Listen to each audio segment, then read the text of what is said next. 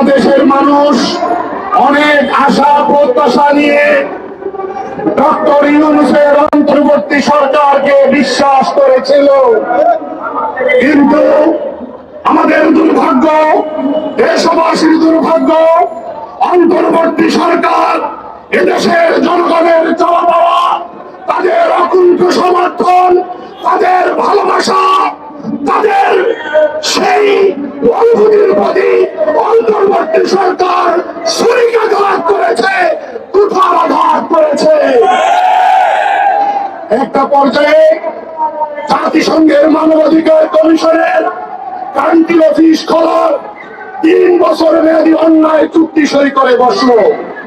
আমরা রাজপথে নেমে আসলাম।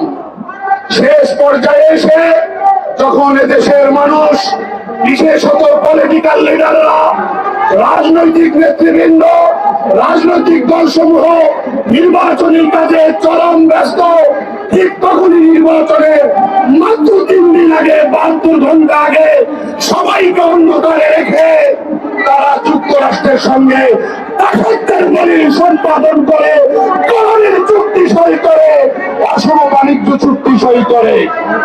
আমরা এই চুক্তির প্রতিবাদ জানিয়েছি। আমরা এই চুক্তির প্রতিবাদ জানাতে আজকে আবার সংবাদ সম্মেলন পরবর্তী সময়ে রাজপথে নেমে এসেছি।